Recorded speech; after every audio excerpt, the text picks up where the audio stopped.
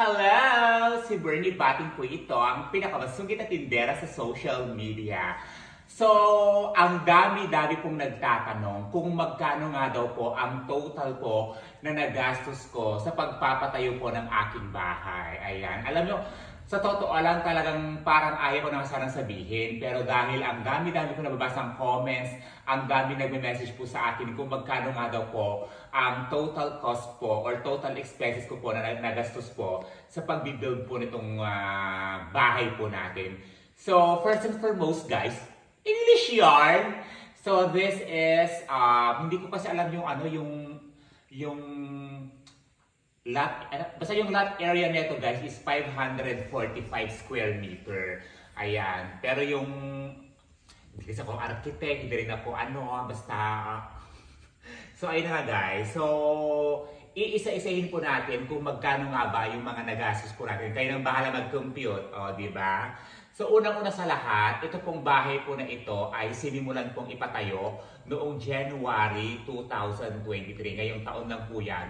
So, parang ilang months din po yung talagang bago natapos. Kasi may mga pagkakataon din talaga na bumabagyo, kaya hindi po sila makapagtrabaho noon. Kaya medyo natagalan bago natapos itong bahay. Alam ko, kasi ito po is a bungalow house. Diba? At ayan, so kitang-kita nyo naman po ang ating mga laman. Unang-una po sa lahat, kung nakikita niyo po sa mga previous vlogs ko, yung sa harap ko ng bahay, di ba, napakaluwang sa harap. Kasi gusto ko talaga sa isang bahay or sa isang harap ng bahay is medyo maluwang. Ganyan. Kasi para dual purpose. Number one is kung may mga events po tayo, pwede natin gamitin yung mga spaces dyan. Pangalawa naman po, masarap huminga pag maluwang ang harapan ng bahay. Ayan. So, sa gate pa lang guys, hindi ko na alam kung magkano nagastos ko doon. Tapos, basta sobrang laki ng, siguro nasa ano na siya. Wow! Excited! So, etong sofa natin guys, ang price po nito ay umaabot po ng 23 million. Kasi gawa ko po ito sa sa Egypt. Yung mga pintuan po natin, mga umabot po ng mga 90 million. Kasi nga po, imported po yan galing po ng Uzbekistan. Tapos, itong mga lagayan po natin ng mga display dito is galing po yan ng Ukraine. Siguro umabot po yan ng mga nasa 32 billion. Ganyan. Tapos, itong halaman na to. Ayan, so kung kitang-kita itong halaman na to, ito po ay nanggaling pa sa Zimbabwe. Zimbabwe. Ito nagkakahalaga ng humigit kumulang mga 3 million. Ganoon. Kasi talagang inakyat pa nila yung mga bundok doon. Talagang kinuha yung pinaka-bonggang halaman doon. Ayan. Tapos ito guys, itong kabayo na to, antigo na to. Galing pa ng mga 1901. Sa bansang Spain. Tapos, itong mga frame na to, galing pa ng Inglaterra yan. Sa buong Pilipinas, parang 3 lang kami meron na ganito. Galing ng Inglaterra. Tapos, ito naman guys, galing pa to ng Mount Everest. Itong flower vase na to. Ito ay nagkakahalaga ng mga siguro humigit kumulang mga nasa 3.3 million. Ganyan. Sa buong mundo kasi guys, parang dalawa na yata kami na meron ganito. Yung isa yata parang hindi ko alam kung taga saan siya ngayon eh. Tapos itong television na to, this is a 5 inches television. Talagang personalized po yan. Mag-isa lang po. Ako lang po ang nagmamay-ari po ng ganitong kagandang television sa buong mundo. Talagang very personalized. Actually, dito pwede ka na rin mag-order. Ayan, pwede ka na rin maligo. Ayan, pwede ka na rin. Lahat, nandito na lahat guys, is a multi-function television. So ako lang po yung meron ganyan sa buong mundo. Tapos itong swivel chair, sa buong Pilipinas yata parang 3 lang kami meron na ganito. Yung isa hindi ko alam kung taga Agusan del Sur. Tapos yung pangalawa taga Pampanga yata. Sa ako yung pangatlo. Pero sa akin yung pinakamahal kasi nga po ito ay it costs like 28 million pesos. Yes. Ganun siya kamahal. Tapos yung blanket namin guys, talagang ako lang po yung nagpagawa ng ganyan. It's very personalized, customized blanket. So, yung dalawang po yan guys, itong nasa living room area, tsaka dining room area. It costs like 3,000 US dollars. Ha? Ano po? Carpet. Ay, carpet! Sorry naman! Hindi pala blanket. Oo, di ba? This is a carpet. Oo, buti na lang yung fake friend ko. Talaga namang may mga pagkakataon talaga na medyo gumagana yung kanyang utak. Ayan. Carpet pala yan, guys. Oo. Safe! Tuturuan mo, vlogger ka. And then, ito nagugulo tuloy ako. So, ito namang dining set po natin. Ito naman po ay gawa sa Canada. Ayan. So, talaga namang binili pa namin sa Canada. At ito po ay nagkakahalaga ng mga 26 million pesos. Tapos yung nasa center table naman po yan. Ayan. Ito po ay talaga namang galing pa ng Mount Everest. Yes, talagang umakyat pa yung makuha lang ito. Napakagandang flower vase. And it costs like 15 to 20 million. Oo, ganyan yung mga price niya. Okay, so ito naman guys. Itong mga halaman na to, this is not a typical halaman na nakikita po natin sa labas. Ito po ay nanggaling pa sa Czech Republic. Ayan. So talagang sabi ko, sa contractor ko, gusto ko pumunta ka ng Czech Republic para makuha yung pinakamahal na halaman na nandoon. At ito na nga siya guys. Sa buong Pilipinas, ako lang po ang may ganitong halaman. And it costs like 32 to 64 million pesos. Diba? Medyo expensive ng very, very light. Pero sabi ko nga sa inyo, it's very affordable. And eto guys, itong Wolf metallic frame mirror po natin. Tama ba yung word ko? At saka itong table po na ito, sa buong mundo guys, dalawa lang kami meron yan. Oo. Talagang ito guys, talagang very customized. Dito kasi pwede kang pumasok sa loob. Oo, pagpasok mo sa loob, nasa kabilang kwarto ka na. Ganon. Meron itong mahika na nakapaloob. Hindi basta-basta mirror lang yan. Punta ka lang dito ng very, very light. Ayan, huwag mo ipapagay yung mukha mo ha. Baka lumusot ka dito papasok. Oo, biglang mawala yung videographer. So, eto siya guys. Talaga namang mura lang po ito nakuha ko. Galing po ito ng sana ba yun? Yung wait lang.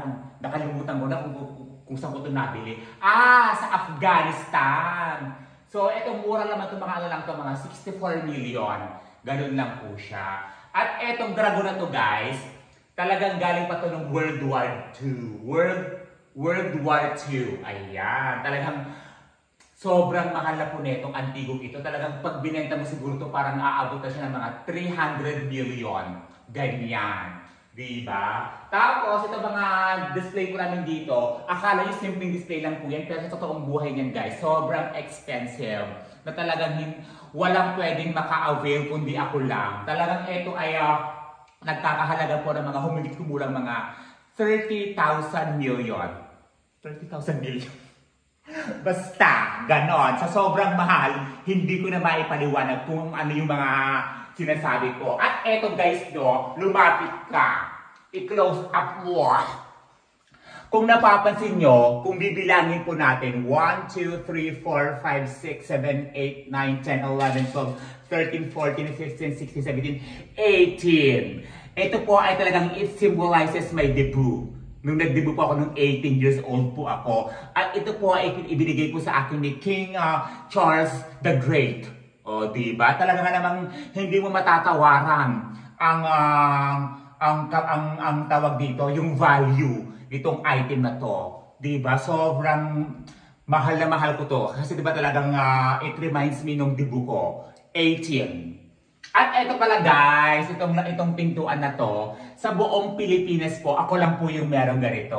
Ito po ay talaga namang sobrang napaka-solid. Ito po ay gawa sa, sabi ko basta dati sa gumagawa ng bahay, ayoko nang yung yung medyo na pintuan. Gusto ko yung talagang may password. Ayan. May password to guys. Kailangan malaman lahat ng password, bawat button. Kasi pag nagkamali ka lang guys, hindi ka makakapasok sa loob. 1, 2, 3, 4, 5, 6, 7, 8, 9, 10. 10 digit yan guys. Wait lang, baka makita yung code.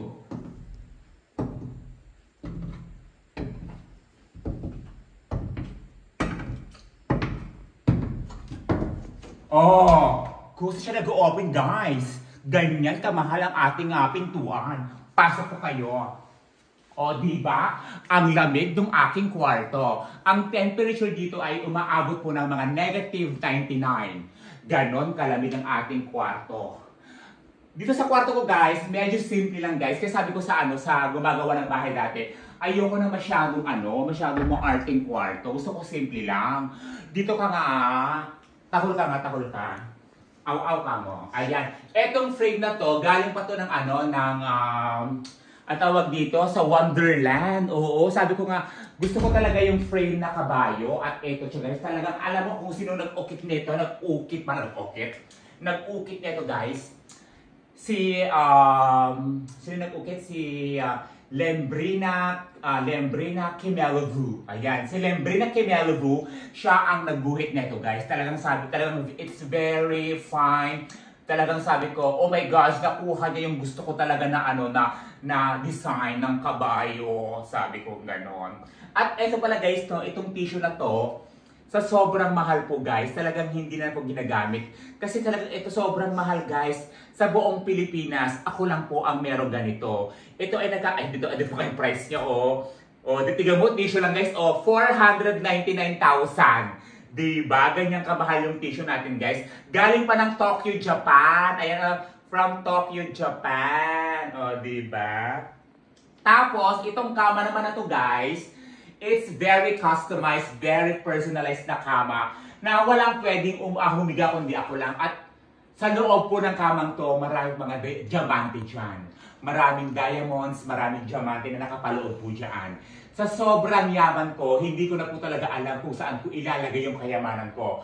Itong kama na to guys, for your information, itong comfort na to, it costs like 10 million. Nag-range po yan ng 10 million hanggang 25 million. Depende pa po yan kung saan nyo nabili. Since ito ay nabili ko sa Amerika, talagang pumunta pa ako ng Amerika para bilhin itong comforter, itong set na to. Diba? Sabi ko nga sa inyo, ayoko ng putyo-putyo mga gamit lang.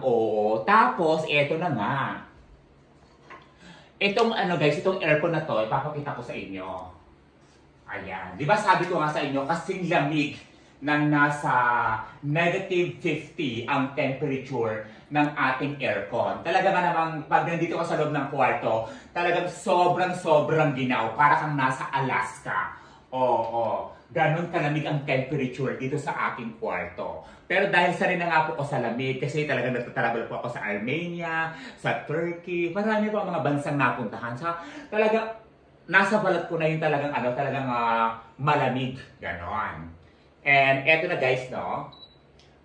Ayan. Diba? Talagang it's very hard to operate, ika nga. Ayan, tara, labas na tayo. Ipapakita ko sa inyo yung isang room. Ayan. Diba? Ito rin guys, sa kabilang kwarto, kung kita-kita niyo, parang parehas lang po sila nung aking kwarto sa aking kaninang pinakita ko, no? Same din po ito, may 10 code, pero ito naman guys, hindi na po siya numbers, kundi touchscreen na po siya.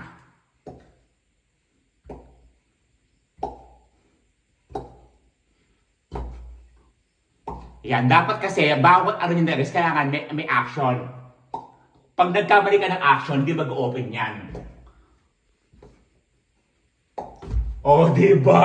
Sabi sa inyo So, ito yung ating silting guys.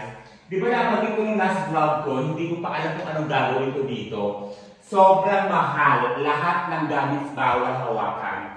Ito naman guys, talaga namang, siguro feeling ko itong isang cabinet to, ang worth nito ay umaabot na mga 30 to 50 million. Yan po yung cost ng lahat nung nakapaloob dito sa cabinet na to. 30 to 50 million pesos na sobrang hindi nyo na-afford.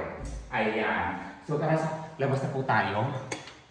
At medyo pinagpapawisan ako. Ito pala guys, gusto kong ipakita sa inyo. Ito. Alam niyo ba, itong asin na to, hindi na po ito ordinaryong asin. Dahil itong asin na ito ay galing pa ng South Africa. Yes, talagang sabi ko sa ano ko dati na gusto ko ng asin na medyo crystalline, basta parang siyang crystal. Ayoko ng rock salt, ayoko ng ordinary salt, gusto ko yung crystalline. Ganyan. So yan naman po ay parang nabili ko yan ng parang 800,000. Oo, hindi ko na sure. Ganun nag-range, 800 to mga 900,000. So ayoko na ipakita yung CR ko kasi very simple lang. Basta naabot po ng CR ko, umaabot po ng mga 24 million pesos. Ayan. At itong ref naman na to guys, hindi ko, magkano ba ito? Parang umuulan. Hindi ko alam kung magkano yung price na ito guys. Basta nasa umaabot siguro yung mga nasa 300,000. Oo. Tapos itong dispenser na to, parang feeling ko nasa ano yan, 222,000 pesos. Ito rin guys, parehas po ng ating pintuan. Ito po ay talaga namang solid. Galing pa yan ng Libya. Sa bansang Libya. Talagang ako lang po sa buong Pilipinas ang merong ganitong pintuan. At ayoko na pumunta sa likod kasi masyado rin mahal sa ang mga kagamitan doon. So ito lang yung gusto kong ipakita. Siguro, umaabot na siguro ng mga 300 billion lahat ng nagastos ko dito sa ating bahay, di ba? Pati yung mga ilaw, talagang sabi ko, ayoko nang may katulad na ilaw ha. Kasi it's very, unusual talaga. Ayoko nang very common na ilaw. Itong mga ilaw na to, talagang pinitas pa yan sa Mexico. Ganon. Talagang gusto ko bagong gawa. Ayoko nung naka-stock. Ganyan. Kaya di ba sabi ko nga sa inyo, sobrang mahal. Sobrang mahal ang pagpapagawa ng ating bahay. Kaya nga, ayoko talagang i-reveal kung magkano po yung nagastos ko. Pero dahil nga kumakulit po kayo mga viewers ko, ayan na po. Yan na po ang total po ng ating nagastos sa ating bahay. Ayan. So muli po, huwag niyong masyadong seryosohin itong video na to. Dahil pag seryoso kayo, nakakaloka kayo. So yun na nga guys, hindi naman po sa pagmamayabang or I'm just being proud of myself dahil nga po, finally nga po, nagkaroon na po ako ng sariling bahay at talaga nga namang gusto kong ma-inspire ang mga tao. At yung nag-video, parang may sakit yata, parang gusto ko siyang ipatest muna. Bumabahing, umaatching, di ba? Napakadugyot ng videographer, buti na hindi nakikita sa salamin. So ay, may halong panglalait, no? So ayun na nga guys, no? Sa mga patuloy pong nanonood, patuloy pong natutuwa, natatawa, nakaka-appreciate po ng aking mga videos, maraming salamat po.